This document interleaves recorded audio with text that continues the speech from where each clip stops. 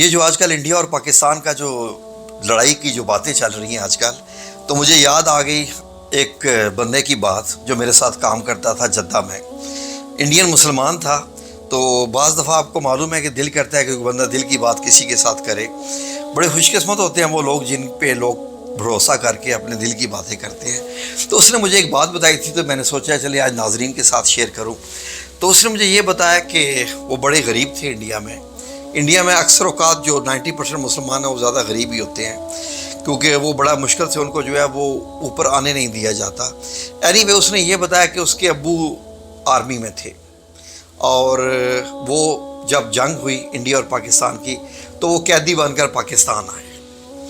تو وہ کہتا ہے کہ ان دنوں میں ہمارا بڑا مشکل سے وہ سارا چلتا تھا، کھانا پینا وغیرہ بڑی مشکل سے کچھ کہیں سے آ جاتا تھا، تو ہمارے دن گزر جاتے تھے. کہتے ہیں جب ابو آئے، آپ کو یاد ہوگا کہ ایک بار بھٹو نے قیدیوں کا لین دین کیا تھا انڈیا کے ساتھ، تو اس میں وہ کہہ رہا ہے کہ میرے ابو واپس آ گئے تھے. تو کہتا ہے میرے ابو نے جو ہمیں باتیں بتائیں نا وہ بڑی عجیب تھی. ہم تو یہی سمجھتے تھے کہ ہمارا ابو جیل میں ہے، تو جب وہ آئے گا تو پتہ نہیں کیا حالت ہوگی، مار کے کیا انہوں نے کیا ہوگا پاکستانیوں نے. تو ابو آئے تو ہمیں تو ایسے ہی لگا کہ جیسے یہ تو حشاش بشاش اور جوانوں کی طرح صحت مند، اور بالکل مطلب یہ ہے کہ ایسے لگتا تھا کہ ماشاءاللہ یہ کہیں باہر کے ملک سے کما کے آ رہے ہیں.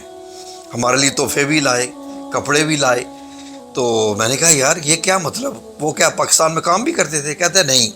اس نے پھر جو مجھے باتیں بتائیں وہ بڑی سننے والی ہیں. اللہ کرے کہ کوئی انڈینز ہمارے سن لیں، تھوڑا سا وہ بھی سمجھ جائیں. کہ کہتا ہے کہ میرے ابو کو جب قید کر کے لے کے جایا گیا نا پاکستان میں کسی شہر میں جیل میں رکھا گیا، نہ میں جیل کا نام بتاتا ہوں نہ میں اس کے ابو کا نام بتاتا ہوں، تاکہ یہ نہ ہو کہ انڈیا والے اس کے گھر میں پہنچ جائیں انڈین آرمی اور بتا دے کہ ہاں بھائی تو یہ باتیں بتاتا رہے. کہتا ہے میرے ابو نے آ کے ہمیں وہ روزانہ کہانیاں بتاتے تھے، تو کچھ کہانیاں میں تمہیں بتاتا ہوں. کہتا ہے کہ میرے ابو بتاتے ہیں کہ جب مجھے قید کر کے لے کے گئے تو میں بڑا پریشان ہوا کہ اب میری جو ہے نا وہ بڑی چترول ہوگی، پتہ نہیں میرے ساتھ یہ کیا سلوک کریں گے اور کتنا ماریں گے، کیا کیا ٹارچر کریں گے، کوئی راز پوچھیں گے، یہ وہ وغیرہ. تو کہتا ہے کہ سب سے پہلے جب مجھے ہمیں لے کے گئے تو جتنے بھی پکڑے ہوئے تھے انڈین سولجرز ان کو لائن میں کھڑے کر کے سب کی ایک لسٹ بنا رہے تھے، نام پوچھ رہے تھے، پتے پوچھ رہے تھے. تو کہتا ہے میرے ابو سے انہوں نے پوچھا جی آپ کا نام، تو انہوں نے اپنا نام بتایا. تو نام میں یہاں ظاہر نہیں کر رہا. تو جب نام بتایا تو کہتا ہے کہ جو پاکستانی جیل والے تھے وہ دیکھنے لگ پڑے، آپ مسلمان ہیں؟ کہتا ہے میرے ابو نے کہا جی مسلمان ہوں. اچھا. کہتا ہے کہ مجھے یہ شک ہوا کہ شاید اس کو مجھ پہ یقین نہیں آیا. تو کہتا ہے مجھے جیلر نے کہا کہ اچھا کلمہ سناؤ. میں نے اس کو کلمہ سنا دیا. کہتا ہے یہ والی مجھے کوئی صورت سناؤ. کہتا ہے میں نے وہ والی صورت بھی سنا دی. تو اس کو یقین ہو گیا کہ یہ واقعی مسلمان ہے. اب جیل میں جب کہتا ہے میرا پہلا دن تھا تو اچھا کھانا وغیرہ پیش کیا گیا، کپڑے دیے گئے. تو میں یہ سوچ رہا تھا کہ اب یہ کھلا پلا کے ماریں گے اور ٹھیک ٹھاک ماریں گے، پتہ نہیں یہ کیا اشر کریں گے. لیکن کہتا ہے کہ روزانہ کا ایک معمول بن گیا تھا کہ اچھے طریقے سے میرے ساتھ اسپیشلی آ کے ملتے اور سب کے ساتھ دوستانہ باتیں کرتے. کہتے ہیں جو جیل میں تھے جو مطلب سیکیورٹی والے ہوتے ہیں وہ بھی ہمارے پاس آ جاتے اور ہم سے کہتے یار کوئی انڈیا کے قصے سناؤ. تو کہتے ہیں میں ان کو قصے سناتے رہتے. کہتے ہیں ایک دن جیلر میرے پاس آیا تو جیلر نے مجھے کہا کہ یار کہیں نام نہ نکل جائے میرے منہ سے. کہتے ہیں جیلر نے کہا کہ یار تم کوئی اور نوکری تم نے کیوں نہیں کی، تمہیں کیا ضرورت تھی یہ آرمی میں بھرتی ہونے کی. کہتے ہیں یار میرے پاس اور جاب نہیں تھی، نہ ہمارے کوئی کھیت تھے زیادہ کہ کھیتی ہوتی زراعت ہوتی، تو بس وہ مجھے یعنی موقع ملا تو میں نے انڈین جوائن کر لی. کہتے ہیں یار میں تجھ سے ریکویسٹ کرتا ہوں، تم اچھے آدمی ہو اور الحمدللہ اللہ نے تمہیں بچا لیا کہ تمہیں گولی نہیں لگی. اگر تمہیں گولی لگ جاتی تو تمہاری زندگی ضائع ہو جاتی، اور جس چیز کے لیے تمہاری زندگی ضائع ہو جاتی نہ تمہیں اس کا کوئی دنیا میں فائدہ ہوتا اور نہ ہی آخرت میں. میں نے اسے کہا کہ ہاں یہ تو اس نے ٹھیک کہا ہے. وہ مجھے انڈین کہتا ہے کیوں شاہد بھائی ایسے کیسے ہو سکتا ہے، ہمارا باپ تو لڑ رہا تھا اپنے ملک کے لیے. میں نے کہا وہ ملک کیا مسلمانوں کے، کیا وہ اللہ کی خاطر جنگ ہو رہی تھی؟ جو اللہ کے نام کو بلند کرنے کے لیے، اسلام کو بلند کرنے کے لیے جنگ لڑی جاتی ہے وہ اللہ کی خاطر ہوتی ہے، وہ شہید ہوتا ہے. اچھا اس نے میرے ساتھ کافی بحث کی. کہتے نہیں ہمارا باپ بھی اگر مر جاتا تو وہ شہید ہوتا. میں نے کہا وہ شہید کیسے ہوتا؟ کہتا ہے کہ انڈیا میں تو جو بھی مرتا ہے ہم اس کو شہید ہی کہتے ہیں. میں نے کہا شہید وہ ہوتا ہے جو اللہ کی راہ میں یا جو نبی پاک صلی اللہ علیہ وسلم نے کنڈیشنز بتائی ہیں ان کنڈیشنز میں اگر وہ جان سے جائے تو وہ شہید ہوتا ہے. انڈیا کی خاطر لڑتے ہوئے، ایک ہندوؤں کے ملک کی خاطر لڑتے ہوئے وہ شہید نہیں ہو سکتا ہے. تمہارا باپ سمپلی ایک جاب کر رہا تھا. تو پھر اس نے یہ بتایا کہ جب جیلر نے یہ بات کی نا تو میرے ابو کی آنکھوں میں آنسو آ گئے. میرا ابو رو پڑا.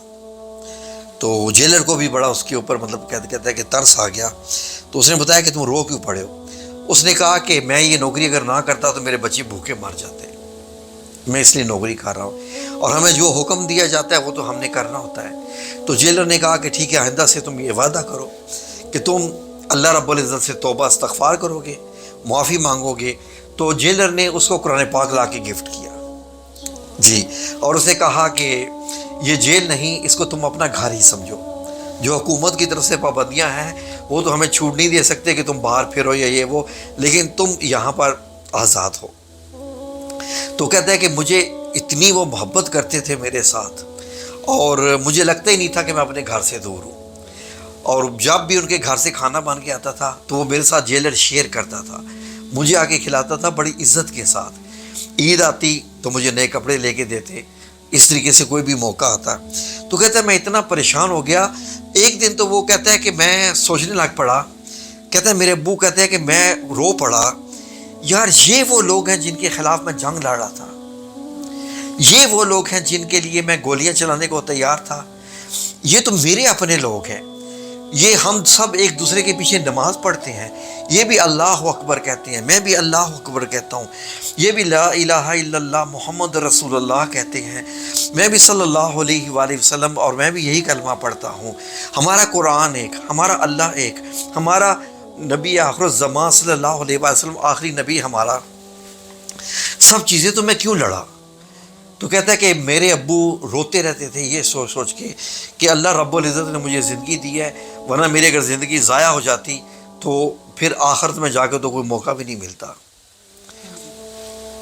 تو کہتا ہے کہ میرے ابو اتنی تعریفیں کرتے تھے کہ جب پھر یہ قیدیوں کا مطلب لین دین ہوا تو جب وہ آنے لگے تو انہوں نے باقاعدہ سب بچوں کے نام تھے نا، تو ہم سب کے لیے کپڑے دیے، پاکستانیوں نے گفٹ کیے، پورا اٹیچی کیس اختیار کیا، سب کچھ کے لیے گفٹ وغیرہ لے کے، کھانا پینا، راستے میں تم نے یہ کھانا ہے، یہ کرنا ہے، اور کچھ پیسے بھی دیے کہ راستے میں یہ، اور گھر جا کے اپنے بچوں کو مزید تحفے لے کے دینا. کہتا ہے کہ میرے ابو کو تم پاکستانیوں سے اتنی محبت ہے کہ اس نے تمام میرے بہن بھائیوں کی شادی سب پاکستان میں کر دی. جناب اس کے سب بہن بھائیوں کی شادیاں پاکستان میں ہوئی ہیں. کہتا ہے کہ مجھے یقین نہیں تھا کہ پاکستانی ایسے ہوتے ہیں. آپ دیکھ لیجئے نا، جب پاکستانی ان کی قید میں جاتے ہیں انڈیا کی، وہ کیا کرتے ہیں؟ کاٹ کوٹ کے جناب جی، زبانیں کاٹ کے اور کس طریقے سے بھیجتے ہیں. اور جب یہاں پر پائلٹ پکڑا جاتا ہے جو کہ کہتا ہے کہ گھس کے ماریں گے، تو اس کو فرانس کا وہ کون سی کمپنی ہے، M&S مارکس اینڈ اسپینسر کا سوٹ لا کے فرانس کا پہنا کے، ہاتھوں میں گلدستہ دے کے، اور جناب یہ دیتے ہیں. یہ اس میں کوئی شک نہیں ہے کہ پاکستانی قوم بڑی ہی مہمان نواز قوم ہے، ملنسار، محبت کرنے والی. گو کہ پاکستان میں ہم لوگ یہ مانتے ہیں کہ ہم لوگ جھوٹ بولتے ہیں، لیکن مہمان نوازی میں جو پاکستانی قوم ہے نا، وہ کوئی دوسری نہیں ہو سکتی ہے. ابھی بھی دیکھ لو کہ پاکستان یہ جنگ نہیں چاہتا. اور پاکستان کیوں یہ جنگ چاہے گا؟ پاکستان آلریڈی ایک اپنے ملک کے اندر جنگ لڑ رہا ہے غربت کے خلاف. IMF کے آلریڈی پاکستان نیچے جا چکا ہے. پاکستان یہ کیوں کرے گا جو انہوں نے کیا ہے؟ ویسے مجھے یقین نہیں تھا کہ انڈین اتنے بیوقوف ہوتے ہیں. یا تو انڈین اتنے بیوقوف ہوتے ہیں یا یہ بیوقوف بنتے ہیں، کچھ میری سمجھ سے باہر ہے.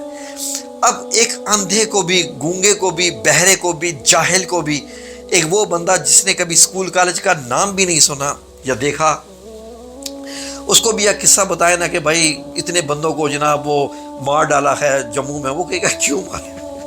پاکستان کو کیا فائدہ ان جو ہے وہ ٹورسٹ کو مارنے سے؟ پاکستان اس کو کیا فائدہ ہے؟ کیوں ایسا پاکستان؟ آلریڈی بارشیں ہو نہیں رہی ہیں، دریاؤں میں ویسے ہی پانی نہیں ہے۔ انڈیا جو پانی روکنے کی بات کر رہا ہے نا، ابھی جو بارشیں نہیں ہو رہی ہے، بھوکا انڈیا نے بھی مرنا ہے، اس لیے کہ یہ اب قرب قیامت کا دور ہے۔ ویسے مجھے انڈینس پہ بڑا، جو ہندو ہیں نا بیچارے، ان پہ بڑے مجھے ترس آتا ہے، میں سچ بتا رہا ہوں اللہ کو حاضر ناظر جان کے، کیونکہ یہ اندھے آئے ہیں، اندھے زندگی گزارے اور اندھے ہی دنیا سے چلے جائیں گے۔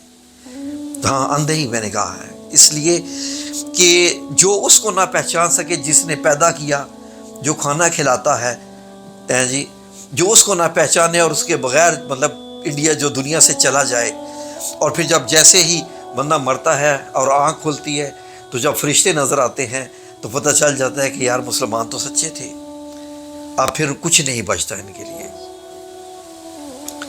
اب انڈیا جنگ چاہتا ہے تو ان کو پتہ ہی نہیں ہے کہ پاکستانیوں کے لیے تو یہ خوش نصیبی ہوتی ہے کہ جو مارا جائے گا، جو بھی مارا جائے گا وہ شہید کہلاتا ہے، اور شہید کی موت جو ہے وہ اعلیٰ ترین موت ہوتی ہے۔ یعنی ویسے تو ہم لوگوں کی زندگیوں میں کوئی اور نیکیاں تو ہے نہیں ہیں کہ ہم لوگوں نے نیکیاں کی ہوں کہ ہم یعنی کہ سورگ میں جائیں گے، یعنی جنت میں جائیں گے، تو الحمدللہ اگر شہید ہو جائیں گے تو پھر تو ہماری جنت پکی لڑتے ہوئے۔ انڈیا کو معلوم ہی نہیں ہے کہ پاکستانی یا جو مسلمان ہوتے ہیں وہ یہ چاہتے ہیں، یہ ان کی خوش نصیبی ہے۔ جیسے مجھے وہ وقت یاد آتا ہے کہ جب غزوہ احد ہو رہا تھا تو ابو سفیان بولا نبی کریم صلی اللہ علیہ وسلم صحابہ کرام کے ساتھ احد پہاڑ پہ چڑھے ہوئے تھے، جو آج بھی ایک جگہ بنی ہوئی ہے، اوپر چڑھے ہوئے تھے، تو سفیان کہتا ہے ہم نے بدلہ لے لیا، آج ہم جیت گئے۔ تو حضرت عمر بن خطاب نے یا ایک اور صحابی رضی اللہ عنہ نے کیا جواب دیا تھا؟ نہیں، تم نہیں جیتے، آج بھی ہم ہی جیتے ہیں۔ کہتا ہے کیسے؟ تو کیا فرمایا تھا کہ تمہارے مرنے والے دوزخ میں چلے گئے ہیں اور ہمارے شہید ہونے والے سیدھا جنت میں چلے گئے ہیں، تو جیتے ہم ہی ہیں۔ تو سوچو بھائی انڈین لوگ، اگر آپ یہ ویڈیو دیکھ رہے ہو تو آپ لوگ یہ شیطانی کام ہوتے ہیں، اس کو آپ بھی معلوم ہے، آپ کے ہاں بھی تو وہ ایک شیطان کو کیا کرتے ہیں ہندی میں، وہ جو شیطان ان کا ہوتا ہے، وہ نام ایک لیتے ہوتے ہیں، پتہ نہیں کیا چیز ہے، شیطان ہوتا ہے ان کا کیریکٹر ہے ایک راون۔ ہاں آپ بھی تو دیکھیں نا کہ فار ایگزامپل کہ اپنے بندے خود مروا کے پھر لڑائی جھگڑے کرنا، فساد کرنا، مشکل کرنا، یہ راون کے کام ہے، یعنی کہ ہمارے ہاں جو ہے وہ شیطان کے کام ہے۔ تو آپ لوگ یہ کام نہ کریں یار، کیوں ایسا کرتے ہیں؟ خوشی خوشی رہیں، اپنے لوگوں کو روٹی دینے کے لیے ہے نہیں کچھ اور جنگوں میں کچھ رکھا نہیں ہے، تو سوچو بھائی کیا یار کیوں ایسا کرتے ہو؟ اور مسلمانوں کا آپ کو نہیں معلوم کہ مسلمان جب مرتا ہے نا تو وہ تو شہید ہوتا ہے، اور پاکستان جو ہے وہ اگر جنگ لڑنی پڑ گئی تو اتنا ذہن میں رکھ لینا کہ دونوں ملک نہیں بچیں گے، یہ آپ بھول جائیں، دونوں ملک نہیں بچیں گے، یہ 100% آپ لکھ لیں۔ کسی بھی، میں کوئی تجزیہ کار نہیں ہوں، نہ ہی میں کوئی خبریں وغیرہ یا کچھ ایسے، لیکن میں یہ جانتا ہوں، اور مسلمان تو آلریڈی انتظار کر رہا ہے غزوہ ہند کا۔ غزوہ ہند کے متعلق پتہ ہے کیا حضرت ابو ہریرہ نے فرمایا؟ نبی کریم صلی اللہ علیہ وسلم نے فرمایا کہ غزوہ ہند میں مسلمانوں کو فتح ہوگی، اور فتح ہونے کے بعد جو لشکر وہاں کے حکمرانوں کو بیڑیاں ڈال کے لے کے آ رہے ہوں گے تو وہی لشکر سیدھا چلے جائیں گے دوسری طرف حضرت عیسیٰ علیہ السلام کی طرف، کیونکہ ان کا بھی نزول ہو چکا ہوگا۔ جی یہ دونوں اکٹھے واقعات ہیں، غزوہ ہند اور حضرت عیسیٰ علیہ السلام کا جو نزول ہے، یہ دونوں اکٹھے واقعات ہیں، اور جو آپ صلی اللہ علیہ وسلم فرما گئے ہیں وہ تو سچ ہے۔ تو اس کا مطلب یہ ہے کہ جنگ ہوتی ہے تو میری طرف سے تو مسلمانوں کو، پاکستانیوں کو آلریڈی مبارک ہے، کیونکہ جو نبی پاک صلی اللہ علیہ وسلم فرما گئے ہیں اس میں سے ایک بات بھی جھوٹی نہیں ہو سکتی، کیونکہ اللہ رب العزت کی مرضی کے بغیر وہ کچھ نہیں بتاتے۔ جزاکم اللہ خیر۔ غزوہ ہند، اور نبی پاک صلی اللہ علیہ وسلم نے حضرت ابو ہریرہ سے کیا فرمایا تھا کہ اگر تم یہ پاؤ تو جانا، تو حضرت ابو ہریرہ رضی اللہ عنہ نے فرمایا کہ اچھا میں اپنا سب کچھ نیا پرانا سامان بیچ کے چلا جاؤں گا اور میں یہ لڑوں گا، اور میں وہاں جا کے لوگوں کو پتہ ہے کیا بتاؤں گا حضرت ابو ہریرہ نے فرمایا میں وہاں جا کے لوگوں کو بتاؤں گا کہ میں ہوں ابو ہریرہ، صحابی رسول میں ہوں۔ جی اتنی پیاری حدیث ہے۔ جزاکم اللہ خیر، اللہ آپ سب لوگوں کا حامی و ناصر ہو، آمین یا رب العالمین۔